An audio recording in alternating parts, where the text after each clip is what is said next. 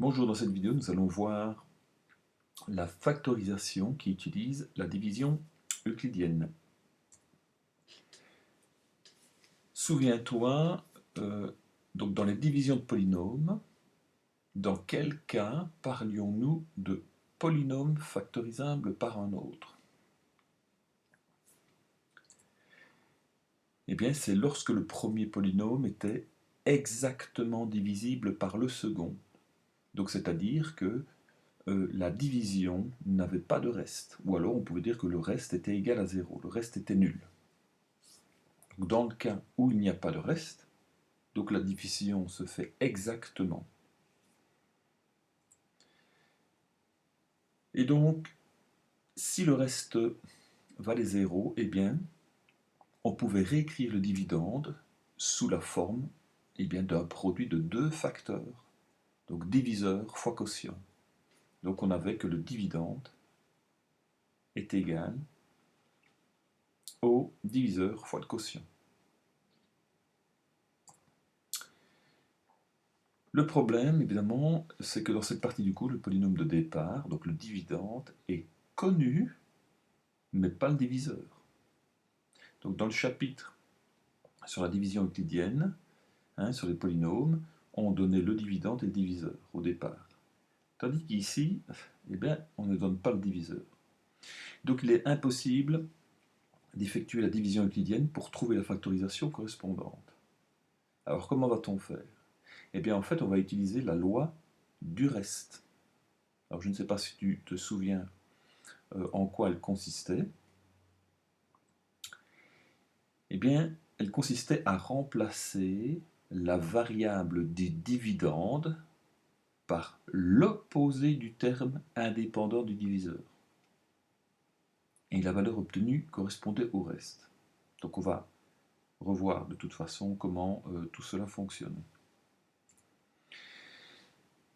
Donc, lorsque l'on avait le dividende P de x, par exemple, un polynôme quelconque, eh bien, le diviseur x moins a, voilà, lorsqu'on a le diviseur x moins a, eh bien, pour faire la loi du reste, on remplaçait la variable x du polynôme par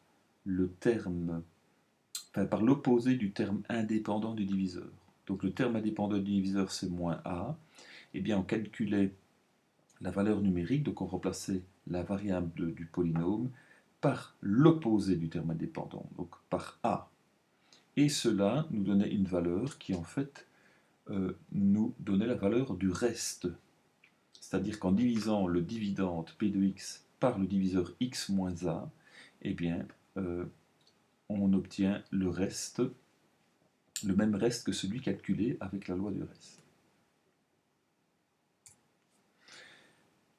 Il faudrait donc trouver le nombre qui, en le remplaçant dans le polynôme de départ, donnerait quoi comme réponse? Donne 0, voilà, puisqu'il nous faut une division qui est exacte. Donc il va de soi que nous n'allons pas tester tous les nombres possibles jusqu'à ce que l'on tombe sur le bon. Ben oui, évidemment. Donc il va falloir essayer de faire un tri au départ. Alors il existe une astuce. Si ce nombre existe, il s'agit d'un des diviseurs ou d'un des opposés des diviseurs du terme indépendant du dividende. D'accord? Donc, lorsque l'on regarde le terme indépendant du dividende, eh bien, on regarde ses diviseurs et les opposés des diviseurs du dividende. Et on teste ces valeurs-là. Par exemple, si nous devions factoriser le polynôme suivant, 2x carré moins 5x moins 3, eh bien, en fait, le terme indépendant, voilà, c'est moins 3. Donc, quels sont les diviseurs et les opposés des diviseurs de moins 3? Eh bien, en fait, ce que moi je fais, en fait, je cherche toujours la paire de nombres ou la paire de facteurs qui, multipliés ensemble, me redonnent le diviseur. Donc, si mon terme indépendant est moins 3, eh bien, je cherche chaque fois deux facteurs qui, multipliés ensemble, me donnent moins 3. Donc, j'ai 1 et moins 3. J'ai moins 1 et 3. Et donc, ce que je vais faire la loi du reste avec ces valeurs-là, et voir laquelle me donne 0. Donc, je vais faire la loi du reste d'abord avec 1, donc calcul de la valeur numérique, je vais remplacer toutes les variables par 1 dans le polynôme de départ, ici. J'obtiens moins 6. Donc ça veut dire que si je divise mon polynôme ici de départ par x moins 1, eh bien mon reste donnera moins 6. Donc p de x n'est pas factorisable par x moins 1. Alors attention, pourquoi x moins 1? Parce que, évidemment, pour avoir le diviseur, d'accord, le terme indépendant est l'opposé de la valeur que j'ai testée. Donc attention, ça, il faut s'en rappeler, hein. On l'avait vu dans le chapitre sur les polynômes, donc je le rappelle ici. Hein. Si j'essaye avec maintenant p de moins 1, j'obtiens 4. Donc le reste vaut 4. Voilà, là j'ai oublié de changer ici. Donc là, voilà, c'est le reste vaut 4. Donc, p de x n'est pas factorisable par x plus 1. Donc attention, plus 1, c'est l'opposé de moins 1. D'accord? Puisqu'en fait, cette valeur-là doit aussi annuler le diviseur. Si je remplace x par moins 1 ici, j'obtiens moins 1 plus 1, ce qui fait 0. D'accord? Donc c'est le principe. Si maintenant j'essaye p de moins 3, je vais obtenir 30. Donc ici, le reste vaut 30, donc ce n'est pas 0. Donc p de x n'est pas factorisable par x plus 3, donc il n'est pas exactement divisible par x plus 3. Donc là, de nouveau, hein, j'ai bien plus 3 qui est l'opposé de moins 3.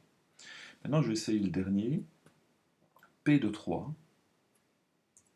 Ah, j'obtiens 0 ici. Donc le reste vaut 0, donc ça veut dire que p de x est factorisable par x moins 3. D'accord? Donc si je divise p de x par x moins 3, j'aurai un reste qui vaut 0. Donc je pourrais réécrire p de x sous forme de produit d'un diviseur par un quotient.